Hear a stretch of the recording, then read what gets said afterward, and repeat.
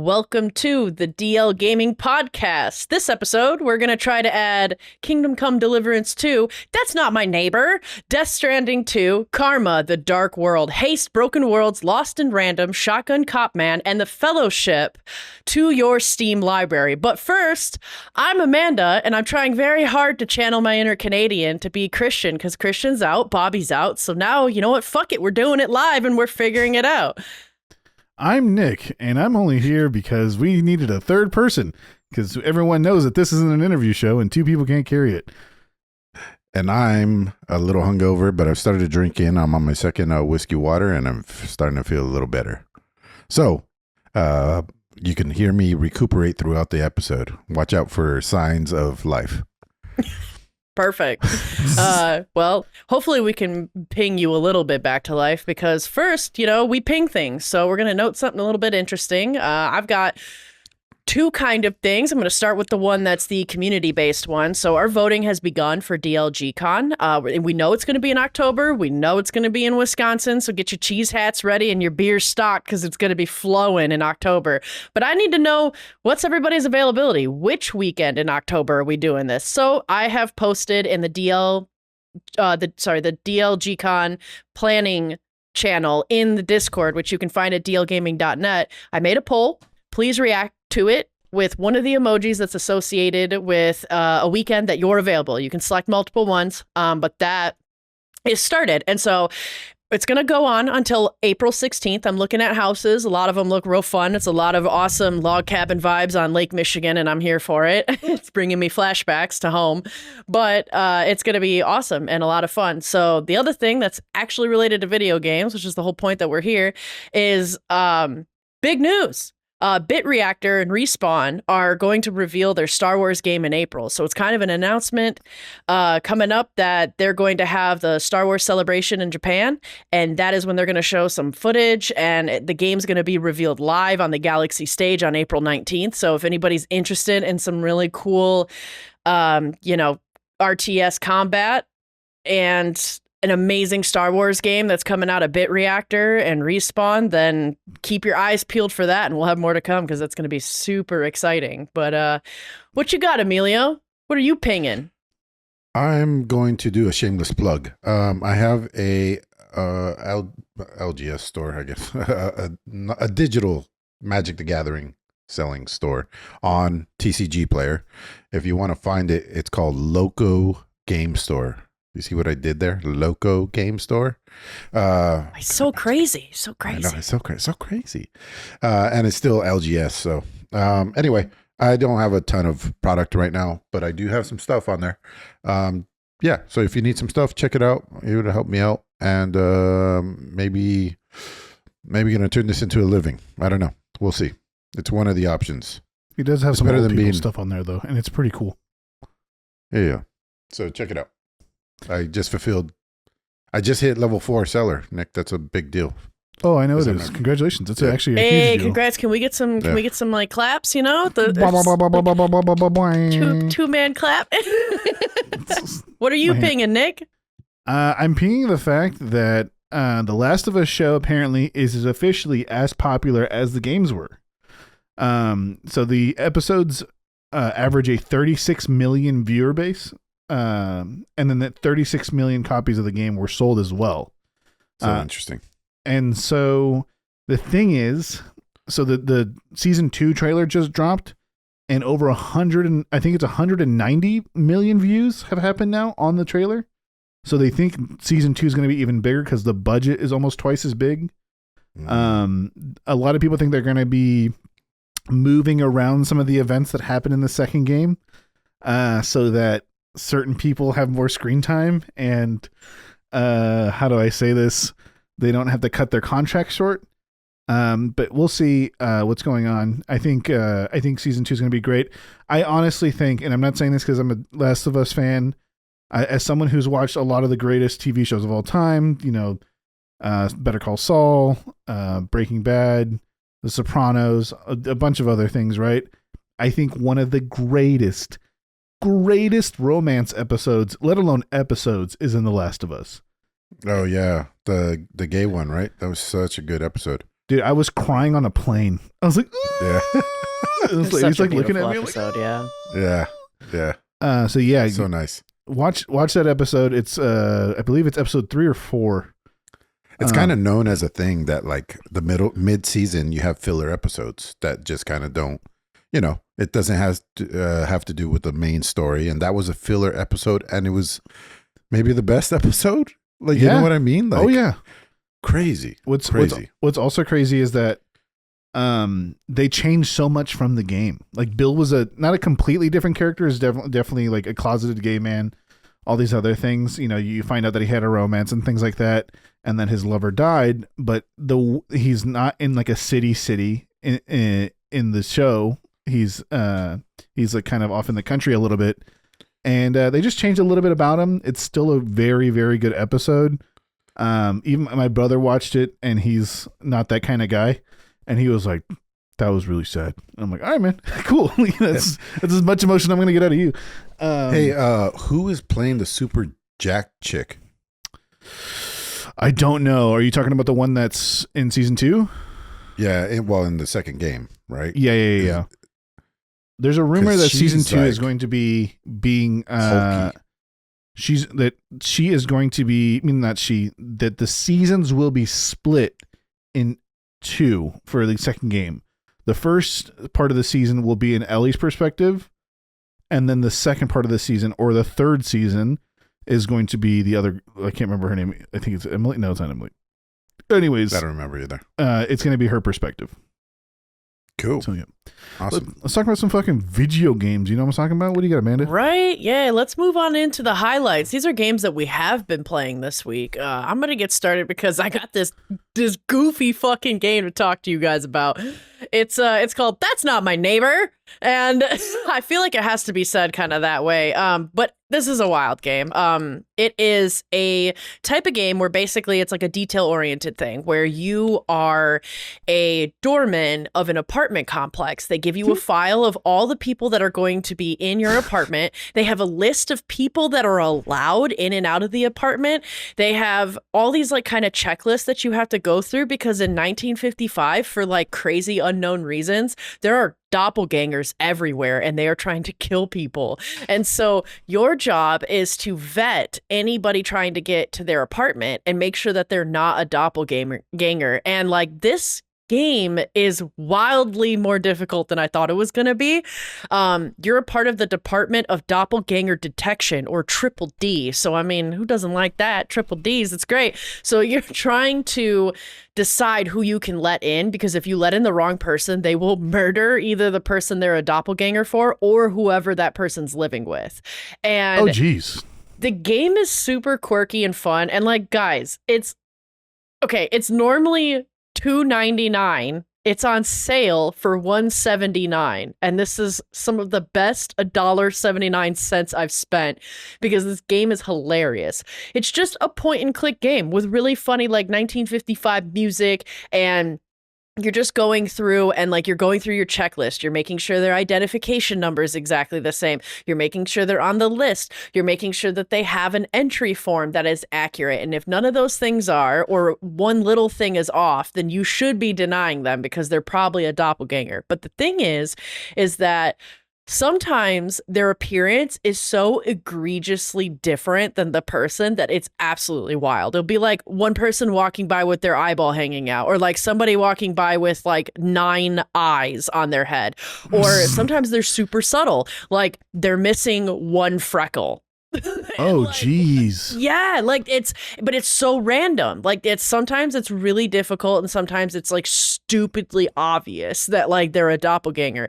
And then sometimes it's like one little number is off in the entry form and everything else is perfect. So it's like there are moments when this game is actually pretty damn tough, and then there's moments where it's really funny because somebody will show up and they'll just go peach, peach, peach, peach, peach, peach, and you're like, okay, yeah, you're not fooling anyone. And then you deny them and they go, it's okay, I understand. It's been me at a club or something. They're like, you can't go back. I'm like, I understand. Thank you. Yeah. I'll go in the ugly pile. Yeah, it's honestly been really funny. I'm having a blast with the game, and then at the end of the day, you get like a report card of how well you did and whether any doppelgangers were in or whether you turned away people. This happened one time where I accidentally turned away a real person that was my neighbor and not a doppelganger, and then they went missing and got killed by doppelgangers outside of the apartment. So I was like, "Damn, dude! Like, I can't fucking win." Yeah, it's really fun. It's a super fun game, especially for $1.79. Highly recommend it. It's got very positive reviews. It just came out on March 11th.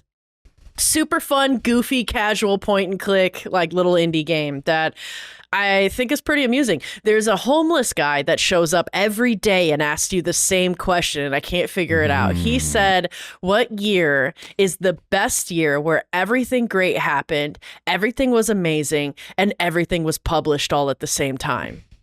It's like, I don't fucking know. That's quite the... Oh, the year that the printing press was invented, maybe. That's what I thought. I didn't try. I can't remember what year truly the year the printing press was made, but I'm definitely going to check it out. It's very funny because he shows up in the news every day that you start in this game. They give you a newspaper to read of what's going on in the world, and like they're like, "Mad guy or pure genius" is like his little story, and it's like a homeless man has been spotted going to multiple apartments asking the same question: is he losing it or is he just a genius? I love that, but I'm very curious as to Emilio. What do you think your doppelganger would look like? What would be the one thing that is different than you, though? Oh, definitely a smaller dick. Whip that out for the doorman next time. Yeah, you're like, "No, I'm the real one." This game reminds me of Papers, Please, a lot. I mean, you're basically vetting people due to their documentation, right? And so, yep. In that one, there was another story because you're getting pressure from. You also have to feed your family or something, and so and people are offering you bribes, so that's crazy. So it kind of reminds me of that, but it also reminds me of Us, the Jordan Peele movie, right? Because the doppelgangers, everybody has it, and they're out to kill them. Yeah. So it's a mix of Papers, Please, and Us. Dude, Us is such a good movie. Got some good humor. Oh, Us was a very, very good movie. Yeah. I think we're gonna start with. I think we'll start with. Oh, sorry, dude. Go ahead. I was gonna say I think we'll start with Nick, since you've got quite a lot of stuff on your plate. But what about a pizza lady? I've been silenced over the last fucking weeks and stuff. So I'm gonna fucking get on my soapbox and talk, but not right now. So I haven't been on in about 3 weeks, I think, or 4 weeks. I can't remember. So for the past couple weeks, I've been playing Kingdom Come Deliverance 2, which is a very interesting game. I will say it's good. I will say that if you like medieval combat / medieval aesthetic, that this would be the game for you. It is story based in the sense of if you haven't played the first one, there is a large amount of things that you won't understand in the second one. Story wise. I will say that this game has one of the best make the decisions from the last game if you don't have it installed and read your file things. So what it is you and your friends are on a campfire and you're all hammered and you're telling the stories and they'll believe whatever you say. And your character actually he actually says everything that is going on or that has happened, and all your friends are like, "Oh yeah, I remember that happening, right? Remember, didn't this happen as well?" And then you confirm or deny, and you make like the sub decisions as well. So cool. That's almost better than the other way, because who knows when you played the first game? Do you even remember these things that you did? Yeah, you know what I mean. This game is very similar to like archetypes of other medieval games in the sense of like not medieval games, but like first person melee combat games where it's like you have your lock picking, you have your sneaking, you have your like your two-handed weapons or your they call it's interesting. So like in most games it's like sword, axes, maces, and all that kind of stuff, right? This is actually just into three things. It's swords, heavy weapons, so like axes and maces, morning stars and other things like that, and then two pole arms. And so each one has their advantages because the game is very, very, very realistic when it comes to damage and fighting. So Isn't for polearm basically the best? Like, it is and that's it what I would isn't, take. and I'll tell you why in a second. So if you're facing somebody with no armor on, like you ambush somebody in the night or something, or you like they're just too poor to afford armor because they're not a bohemian in the 15th century that has some sort of nobility, you'll absolutely destroy them with a polearm because it's hard to deflect and things like that. But the thing is, in this game, you can't just spam attack. The system that is in the game is intended for you to throw combos and other things in a very meticulous way, and you use stamina as a resource. But you still can be ambushed and attacked from like all different directions and things like that.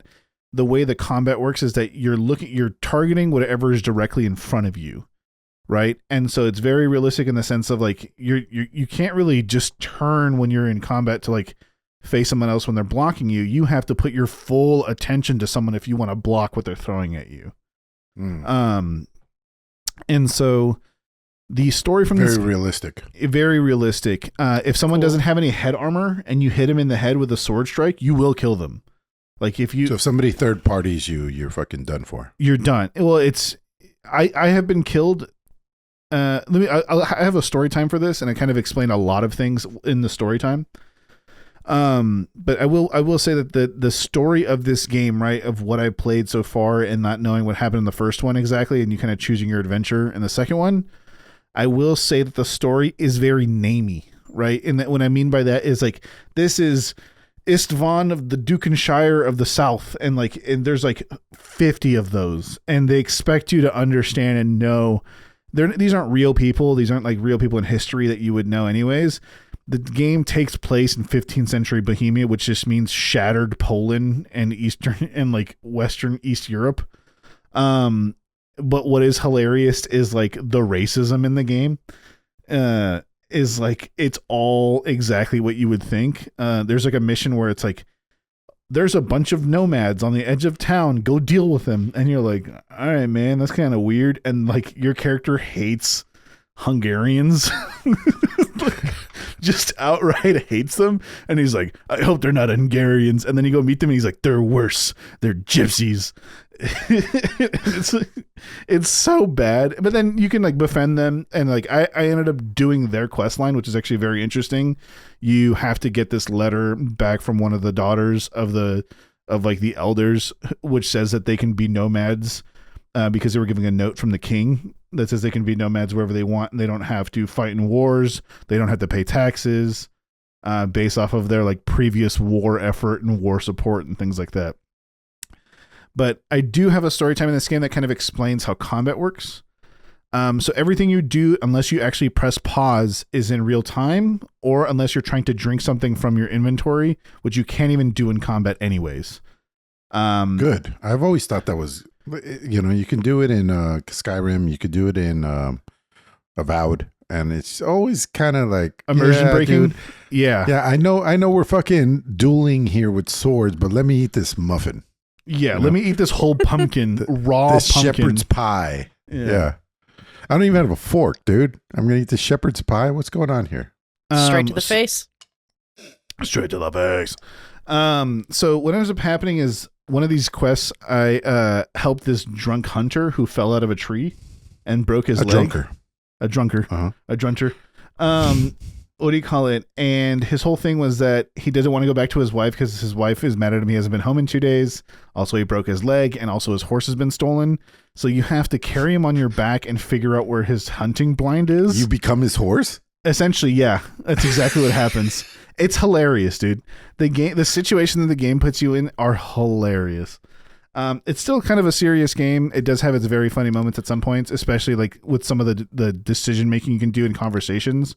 It does have like I have 17 speech and like 20 intimidation, and I can try to make this pass at whatever. And so I'm helping this guy find his hunting blind. It turns out his horse has been stolen, and he stabbed one of the robbers or something, and there's like a blood trail that you can follow to where they're at. And I'm like, oh, this will be easy, right? Like I've beaten plenty of bandits, and this is like quest number 4 I'm doing, or 5 in the game. I've been playing the game for like 3 or 4 hours. Dude, it took me like 11 tries because all I'm in is essentially the equivalent of like a t-shirt, some shorts, and I have like an all right sword that is intended to like kill boars if they charge you, and that's it. And one of these dudes is in. And you have a man on your back. Oh, I mean, no, I put him down. I put him down in his camp, and I like tucked him in. Gave him a kiss on the forehead, and then went out to slaughter these bandits in the night. Sleep tight. I'm gonna go out on a murderous spree. I'll be back covered in blood. Don't worry about it. Okay, love you. Bye. And so I go, and mind you, that is a thing in the game is you can get dirty, you can get smelly, which is different from dirty, and then you can also overeat, undereat, all these other things that are very realistic. Eating helps with hangovers. Drinking helps with hangovers. Anyways, so I find I know it? Anyway, so I try to find these guys, and like legitimately, it takes me like 11 tries, and I learned that like you have to have a dagger to do a stealth kill, and if you can't do a stealth kill, you can try to knock someone out, which takes up a bunch of time and makes so much more noise. Like you have to find things out on the fly in this game, and saving requires a resource, and it's alcohol. Oh shit. And so like if you need to very selectively choose when you save. Wow. The only other way to save is by completing a major quest line or a major step in a quest. And so these guys are like dicking around in their camp, and like night falls, and it just so happens to be that it's nightfall. You don't have to ambush them at night, and they all fall asleep except for one. And then I'm like, oh, I can take out this guy easy. He's in full fucking armor, like head to toe knight armor. And I'm like, oh, fuck. Every time I hit him with something, it just bounces off. It just immediately just tink, tink. I'm like, dude, am I just going to whack this dude eternally? And what ends up happening is I have to kind of save scum to the point where I do succeed on the roll to knock him out, and then I just stab him in the face while he's unconscious, and then stab all of his friends. From that point on, I put his armor on, and I was invincible, like for the longest time, until I met somebody with a mace, and then I got cracked in the back of the head and almost died in one hit. And I was like, oh hell no, dude! The game's very realistic. If you wear heavy armor and a bunch of it. Each body part has 2 pieces of armor or 3. So for example, for your head, you can have a collar, you can have a coif, and then you can have a like an actual helmet, and then I think you can even have a hood, but that takes place where the collar is. Your chest, you can have like an undercoat, a plate, or like chainmail, and then plate over the chainmail, and then like some even more stuff. The game is very, very, very detailed on how the armor system works, because if you're not wearing arm protection and you get hit in the arms, you can bleed out. You will bleed out extremely quickly. And does it fuck with your agility? Yes, that's another thing is. So if your like right arm is damaged, your attacking is going to be way slower. If you're in full armor, your attacks are way more predictable to the enemy, which means they can counter you, and they have the same moves that you do and you develop later on. You just might have them earlier than them. So they can do these things called mortal strikes. And you definitely know when you're fighting somebody that has these abilities. I challenged this knight who was like 58, and then that time that means you're 1,000. He whooped my ass by doing a mortal move to me, and he literally killed me in one hit. He just stabbed me in the face. Like he deflected my sword, and then like pinned it against the ground, and then stabbed me in the face. I'm like, what the fuck am I supposed to do against that? Come back later. Exactly. Is it accurate to say that this is a lot like an Escape from Tarkov, but in a medieval fantasy setting? Sort of, right? It's only it's only one player. I would definitely say like the realism to it is, you are a dumb bohemian, so like things happen. The only kind of mysticism in the game, like the only kind of like non-realism, is the potion brewing. It's like, go pick 30 dandelions and some poppies, and then it's like, you hit twice as hard now. I'm like, oh sweet, I have the equivalent of fucking medieval Gatorade on my side now. But it's, I like it. I'm going to continue playing it. What's interesting is it's also the time where guns are being introduced into Europe. And so there's like hand cannons and there's like actual cannons, and the characters have never seen them. So like, it smells like shit. It's loud. I don't like it. Get it away. My autism is peaking. Like kind of shit. It's very, very interesting. I would definitely, if you like melee medieval RPG games, this is the game for you. I would definitely pay full price for it. The first zone, and I believe from my understanding that there's 3 zones, the first zone took up 19 hours of my time. Wow. So yeah, check it out. Yeah, dude, I think you're being I don't know why you're being coy, because like outside of the podcast, you're like singing the graces of the song. Like everybody's got to come play it and fucking, but now over here, you're like, my thing is that like, why are you not playing? I've talked to a bunch of other people, and I understand that there are people that do not like this kind of game when it doesn't have magic, when it doesn't have archery, where it's just as good as melee. Because in this game, if you fucking miss and you have a bow out, you might as well just be butt naked and just like hope not to die. Because I tried using a crossbow, I hit the guy in the leg, and then he proceeded to bash my skull in with a morning star. Like, there's no hope for you. There's all kinds of stuff in the game. There's sexy times, there's cooking, there's smoking, like smoking as in like smoking foods. There's all kinds of professions. You definitely can get lost in the game. The way blacksmithing works is not like Skyrim, where like, I have iron, I have leather straps, I make a shield now. It's like, I have iron, I have fasteners, I have all these other things. Now I'm going to actually like click the iron and like hammer it out and then fasten these things. And like making potions requires timing. It's like, add 3 fistfuls of dandelions, spin the timer twice, crush up some mint, add that, and then make sure the base is oil. And once that's boiling, like do this and that. It's very, all the professions are very detailed. But the better you get at them, the simpler things get. That's cool. And that's like the whole intention is like the beginning, you suck at these things, so you really need to try. The only thing your character is naturally good at is blacksmithing, and that's because you're the son of a blacksmith. And that's it. Are you playing this on PC? Yeah, 100%. I don't think I could play this on PlayStation. There's actually a lot of keybinds in the game, so. The reason that I'm asking is because I'm surprised you spent like what, $70 on this, no? I got a CD key for $51, so it wasn't that bad. I don't know what's going on with the CD key market. A lot of things are actually going down in price quite a bit. I'm guessing there's not that many people buying games right now, I guess. But it's good for me. Who knows? Yeah, good for you. What about you and Haste, Broken Worlds, Lost in Random, and Shotgun Cop Man? So those are my demos that I played during Next Fest, and so I'm just going to run through these really quick. Days, you talked about Haste last episode. Yep. But you didn't play it, correct? That is correct. Yeah. So I'm really curious as to what your thoughts are with it. So it's kind of I was thinking about this today. It's a dumbed down Tribes. If you know what Tribes is, it was like a third person shooting game online, and you can slide down hills and fly off the next hill. That's kind of like their skating mechanic that they had, or skiing mechanic, I think they called it. Because it's just that. It's just a skiing mechanic. And you're trying to get places at a certain speed, but it's an upgraded Flappy Bird because it's kind of the same thing. You can't lose speed by hitting the wrong slopes, so you got to make sure you're right in there. Anyway, yeah, it's fun as shit. There's a good sense of speed.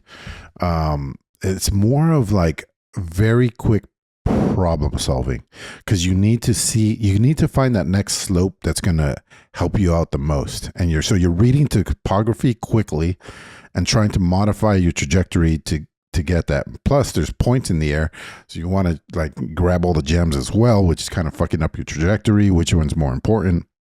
And then, like you said, I think last episode, the end of the universe or whatever it is coming for you. So you always have this thing chasing you. Every once in a while, you're skirting the fucking line, like you're 15% into the abyss, and it's catching up to you, and it goes about the speed of you doing normally. So if you start doing poorly, you start to fall behind. The nothingness is starting to get you. The music sounds go down, and it grays out, and you know you're in trouble. But you can work your way out of that. Like if you hit a couple good slopes from that, you can leave the nastiness behind. So like it's always like there used to be a game a long time ago called Race the Sun, and you were running. You were driving towards the sunset, and you have to keep going so fast that the sun never sets because you're going towards the sun. And so this is kind of like the opposite. The negative energy is coming up behind you. I wouldn't say it's scary, but it's the best part of the game is when, you're neck and neck with death. Yeah. It's pretty cool. I'd probably recommend it. Yeah, it is fun. Also I played Lost in Random. So Lost in Random is a Hades type game. It's in a gloomy world that's black and white. But you have a companion, and the companion, not a companion like with legs and personality, but it's like this floating die. It's a die. And one of your attacks in Hades, you have like light, strong, and magic. And this one you have light, strong, and die throw. So you throw the die and it does damage, but you can get pickups that say like every time you hit an odd, fire will be added to your die roll, stuff like that. So it's a game. The whole world is based on randomness. Now, Nick, I could have sworn there was another game set in this world where like it was all dice, and randomness, and you and Leslie played it. No, Leslie played Lost in Random, and then she would tell me about it. This is actually the game, yeah. Okay, so why is there a demo for this now? I don't know. Because this is like a Hades game. I think it's a different game. Anyway, yeah. I mean, she's watching the show right now, so maybe she'll message me. But yeah, maybe. I think it's the same world, but a different game. I don't know. I'm kind of confused as well. Or maybe I just played a demo of an old game that was on Netflix, and that Next Fest somehow. Now the winner of the whole thing, I played a lot. I didn't talk about the ones that I didn't like because I don't want to shit on things. But the best one for me was Shotgun Cop Man, the greatest story in all of gaming ever. You're a cop. At the very beginning, there's a 2-second story where the cop goes to hell and tells the Satan that he's under arrest. Satan says, "Fuck you, cop man," and flies away. And I was like, I'm so in. So then it's kind of like a very low poly kind of jumping shooting game, side scroller. But you cannot jump traditionally. You can't just like jump. You have to use your shotgun to jump. So you have a shotgun and a pistol, and both make you hover and or jump. So, but you only have so many rounds. So right click is shotgun and left click is pistol. So you kind of like have to, it's crazy because if you want to go up, let's say, you would shoot down, but then the enemy's on your right. So then you got to turn and shoot the enemy on your right. Does it make any sense? Like you cannot shoot and move in the same direction.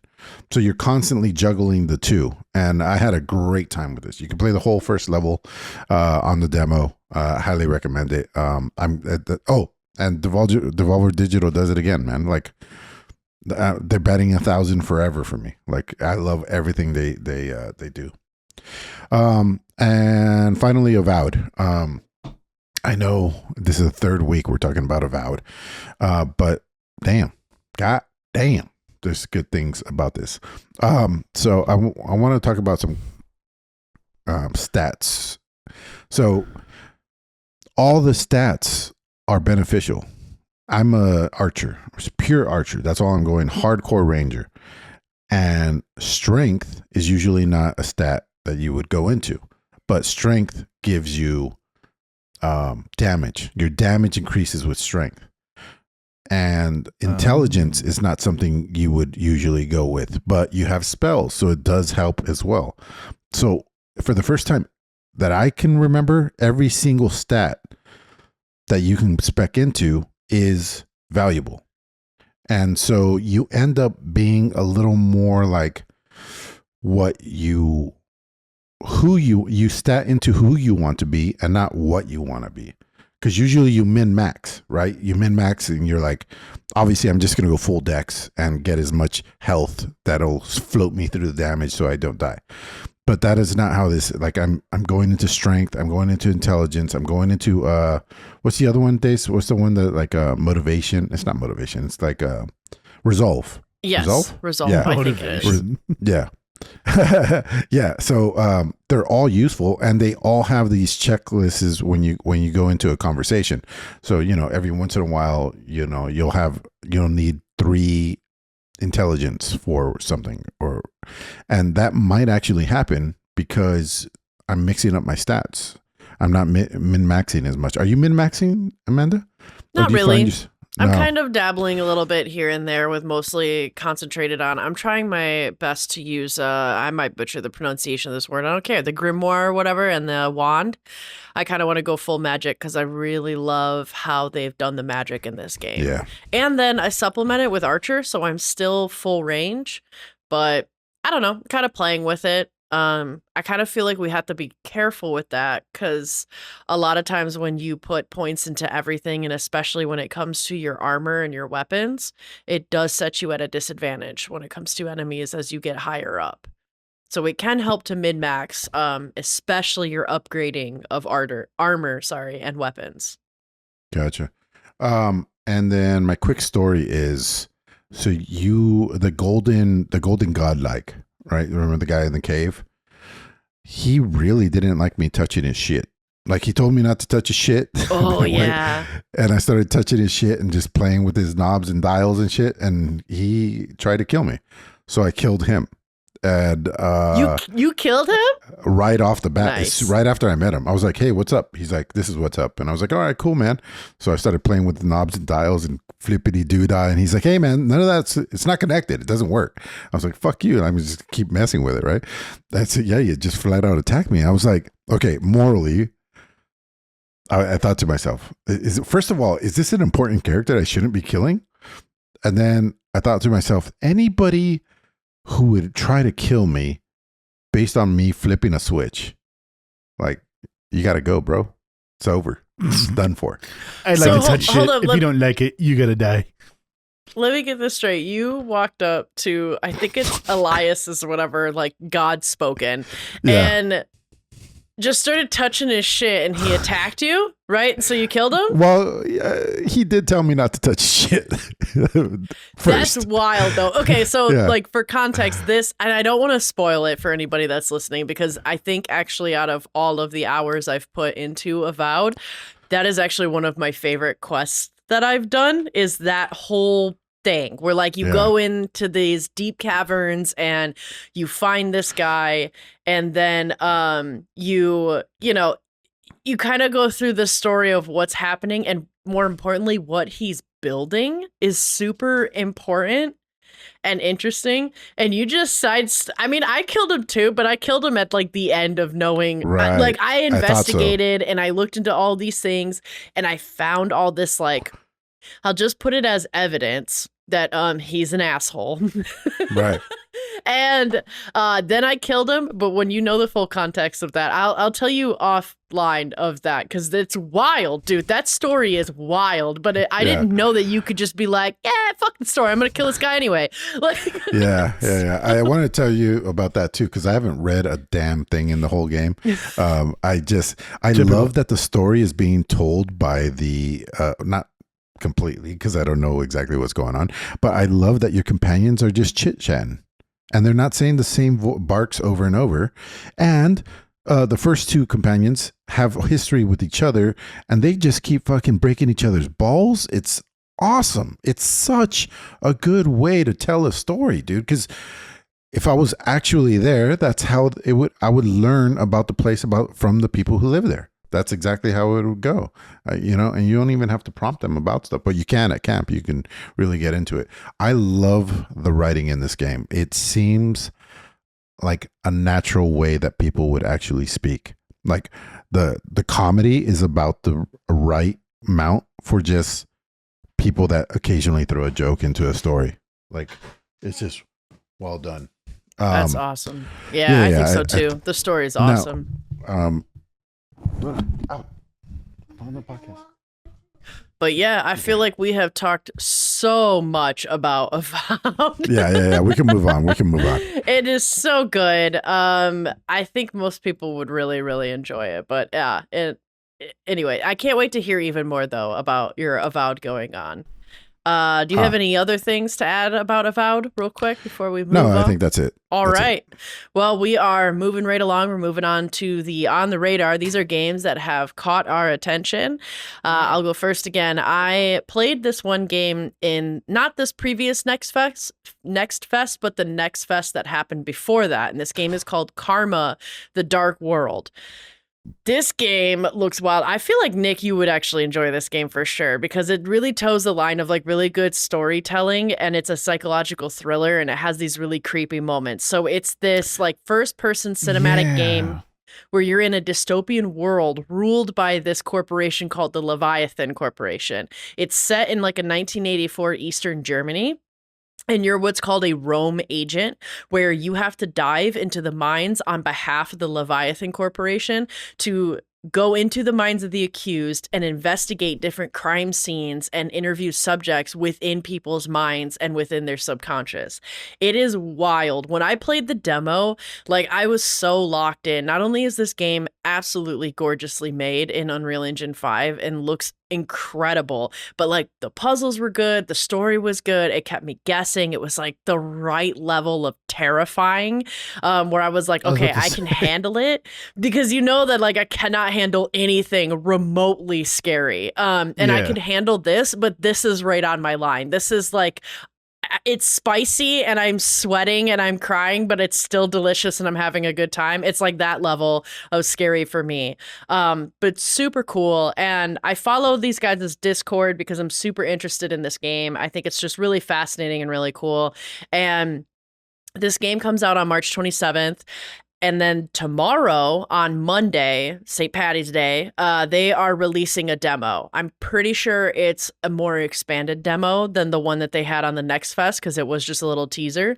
But I cannot find a true confirmation of it. Either way, they're releasing a demo starting tomorrow or Monday or the day. If you're listening to this on the podcast, on Spotify, or however else you want to find us, on Apple and all of that, it just came out. So check out the demo, because Karma: The Dark World looks sick. Like, it's going to be very cool. They've already gotten banned and censored in Japan because they're too scary and too like wild, but they are super, like the team at Wired, who's I think publishing them, like really wanted to make it so that way the developers' true and unedited games went out in their original creative designs. Because I believe this is a Poland-based company of developing team. And so they want it to be uncensored. And so, yeah, in PlayStation 5 and PC, it's coming out on March 27th. And I'm super excited for this one. Yeah, it looks super freaky. I've actually seen stuff about this game, like on Instagram and stuff. I may check this out depending on like the price and how long the actual game is. So if it's like 8 hours and it's like $40, I might check it out, or wait for when it's on sale. But yeah, I've heard of this, and I'm actually really intrigued. Speaking of weird shit, Death Stranding 2 got its secondary main trailer.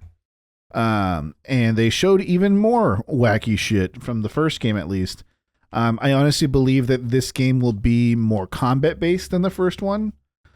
Just because one of the pre-order exclusives is a gun.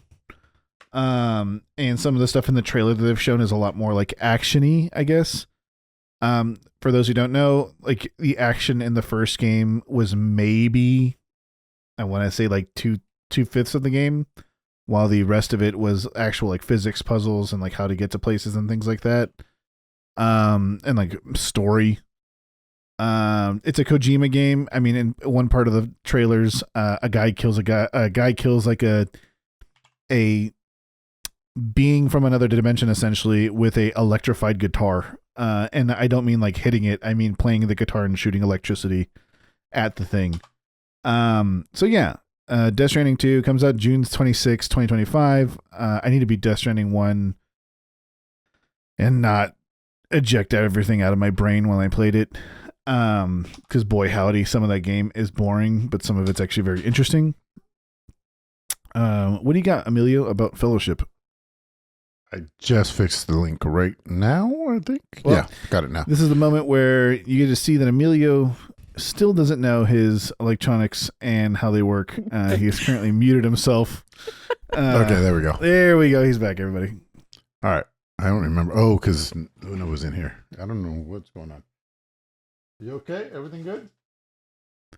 This is where you get a peek into Emilio's life. What? We're almost done. So anyway, if you would let me finish, we'd be done. The Fellowship. It's all right. So it's basically WoW without the leveling up. You just go straight to the raids. It's just pure raiding. And I thought that would be such a good time saver for like people just have no time, but they miss raiding. You know how cool is that? It looks like WoW, and the bosses are like WoW raids. It's straight up raid, but you don't have to level up your character and travel around the world and do all that stuff. And you level up you get new gear through raiding. I'm trying to remember the name of the Korean or I think Taiwanese MMO that came out like 4 or 5 years ago that tried to do this as their main shtick, that like leveling up Black Desert? Maybe I think that's what it was, where like leveling up wasn't a main thing in the game. Like everybody could pretty much do everything and everything was just locked behind, or certain things were just locked behind quests that were optional, and it completely flopped because of it. I think, what's crazy is I know people that play WoW that they only level characters. Like that's like the thing that they enjoy doing the most. Now, granted, is that the majority of people? No. I think one thing about leveling up characters and the whole point of it is it teaches you how to play your character, right? It teaches you to enable aspect of the mongoose before you go into combat and not while you're actually fighting. But yeah, go ahead. Tell us more about it. It looks interesting, like the actual gameplay and shit that I'm looking at. Yeah, so they're calling themselves a MODA, so multiplayer online dungeon adventure. It's a third person perspective. Yeah, so I don't know. It comes down to what you found the most fun in.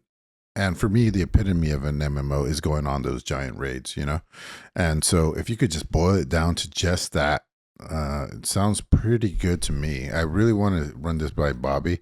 We'll see what he says next, maybe 2 weeks from now. He's in the middle of a move. Yeah, he hates what he's going through right now, but hopefully it'll be done soon and he can come back and tell us how much he hates video games he's playing. What's funny, Emilio, is I think you really, really, really would have liked Season of Discovery and WoW, because raiding comes so early in that. It's like level 20 or 25 versus like 60. And like there is multiple raids before level cap. And I think that would have been the best for you. Definitely because it was also the classic era of shit. Yeah, but dude, I just don't have time for raiding either. That's true. Yeah, that's what it really comes down to. So this wasn't really for me. It was more for like maybe Bobby and I don't know, maybe you, whoever likes this type of thing. So anyway, subs and donos. We have our first executive producer. That's a brand new tie we just made. You too can be a executive producer for $15 a month. What does it get you more than the $5 one? Nothing. Literally nothing. Just the title of executive producer and a pink name on Discord. So people will definitely know that you're special. And so, if you want to support the show, dlgaming.net, click on the support tab and check out our different options. Because at $5, you get almost anything, but you're not an executive producer. Not until you're John Vogel level of pink goodness. Hell yeah. Thank you, John Vogel, for being our executive producer. Hell yeah, dude. Yep. You can put it on your resume, bro. Yep. Listener questions up next with Nicholas. That's me. I read the listener questions now when I'm on the show. So we have a question from Sound Wrecker. If video games were physical objects, which one would weigh the most? Oh, damn. My answer to this is EVE Online. Just based on everything in that universe and the intensity and the player fervor, I think it would definitely weigh the most. I would counter that with saying that World of Warcraft would probably weigh the most and be above that. That is one a good is a universe, or one is a solar system, and one is a world. No, one has multiple planes of existence in a. Oh, right. But the other one is the universe. Yeah. Well, and I mean, World of Warcraft, though, like sold so many copies, took over so many lives, the amount of hours tanked into that game. That's why I'm thinking it weighs the most, because it took the most, right? So it absorbed all of those lives like a siphon, and it's just fat as fuck now. Thank you, Blizzard. I'm going to go with Mount Your Friends. Yeah. I don't know if you guys have ever played Mount Your Friends, but it's a bunch of homoerotic men climbing each other, and one guy at the bottom has to hold everybody up, man, and it's fucking heavy, bro. It's heavy out there. That's heavy, bro. Not everybody can Giga Chad to the top. It's heavy. I remember playing that game, and I was a little inebriated, and we were at DLG Con, and I was like, what am I doing? There's just dicks flopping everywhere. But yeah, thank you, Sound Wrecker, for asking a question this week. Next question we have is from Zap. What's something that you're good enough to be professional at that isn't your job? Ooh. One of two things. One, I haven't done in a while because I'm also moving, so fuck me, right? Is painting minifigures. I've actually been paid to do it before by multiple people. I think they look pretty all right. I don't paint for parade ready, which means like I'm not doing absolute insane details like bullet holes and armors and stuff, but I can I can paint what is called battle ready, which means like your shit looks unique, it looks good. Your guys aren't just three colors. The leather on the front looks different than the leather on the back, for like backpacks and belts and stuff. And then the second thing, I think I was good enough at Tarkov at one point where I could have, like, if there was a esports of Tarkov, I could have played pretty well. Because there was a while going where I would play with my friends, and they'd be like, I think there's like 4 guys in dorms, and I'm like, I'll take care of them, and I would take care of them like every single time, no problem. But that's like when I had no life and no child. So, and like Leslie was like, you go play games in the closet now. I'm like, all right. Days? For me, I mean, I would like to think that I'm good enough at planning things that I could be a professional. I've planned lots of trips. I've planned majority of the DLG cons. Yeah. And so getting a whole bunch of people together and helping with the logistics of a house and travel and what we're doing and things like that we're going on the 7th one, although I haven't planned every single one, but I planned majority of them. I'd like to believe that I could be a professional at planning stuff. But I don't know. I think the other thing too is painting. I'm quite a good painter. I've been asked to I've been asked for a lot of commission pieces and to paint with that, but usually with painting it's kind of like my therapy in a way, so it feels very weird to capitalize on something that is very, in a way, like dealing with capitalism, so it feels very odd with that. So I don't know if I would make myself a professional in that sense, but I have gotten a lot of really amazing feedback and positively for my painting as well, or paintings. What about you, Emilio? Drinking, probably. Professional drinker. Yeah, I know when to pull back. I know when I'm getting sloppy. I got to keep it crispy, I get judgy sometimes where like other people are getting sloppy at a party and I'm drinking my fucking whiskey and I'm like, these idiots, they don't know what they're doing. Like they're clearly past the point of because it's fun up until a point, but at a certain point, if you pass that point, then you're gonna pay I don't know. I was going to say dividends, but it's the opposite of that. You're going to pay the price. So, skirting the line of fun and not having a hangover and all that is, most people can't do it, but I can do it like with the best of them. Nice. Last question is from J. Beck Quest. What question would you ask podcasters if you were mere listeners peasants like us? Man, there's some typos in that one. I'm guessing he means our own podcast. Our own podcast. No, he's like what would you ask? Yeah, a podcast if you were just a listener. But is he talking about us, or is he talking about any podcast that we watch? I think in general. I would ask. I was gonna say my question would be for Emilio. Would you be interested in a point and click adventure about your life as an alcoholic? I mean, it basically is. I play that every day, Amanda. It's my life. It's my life. No, it'd be redundant. I'd sit down and play myself. No, I'll sit down and play with myself, but I won't play myself. I think I would ask Bobby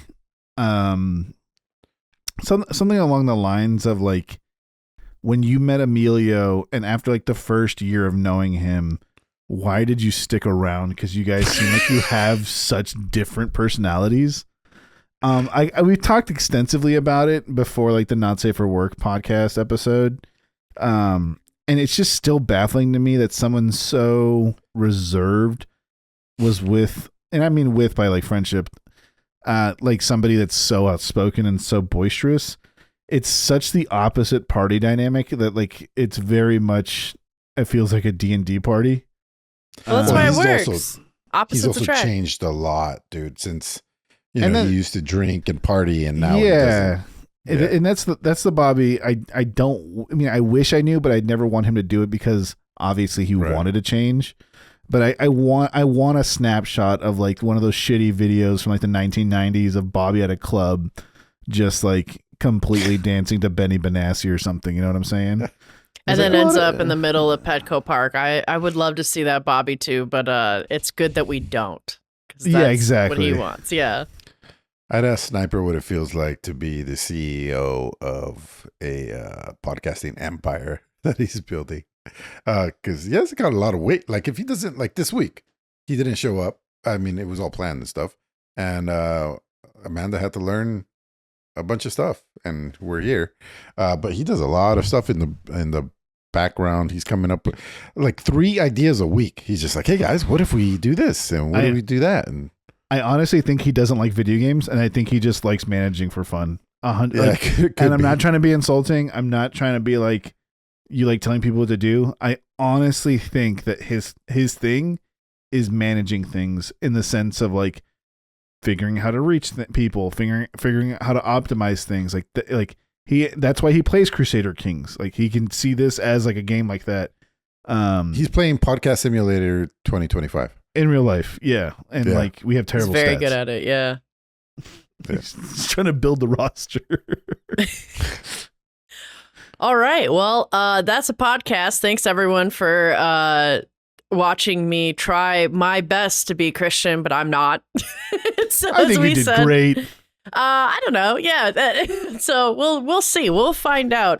If you liked this or didn't like it, please leave us a review on Spotify and any of the things that you listen to us on, either on, Apple Podcasts or on the actual show itself. If you go to dlgaming.net, I'd love to hear about it. You could be like, damn, you're definitely one Canadian short of being correct on this cast. So sorry, guys. But, speaking for Nick and Emilio and myself and Bobby, who's not here, and Christian, who's not here, is Boobs from LA Titties, which is going to be the outro song. Put in post. Put it in post. Yep. Bye. Bye.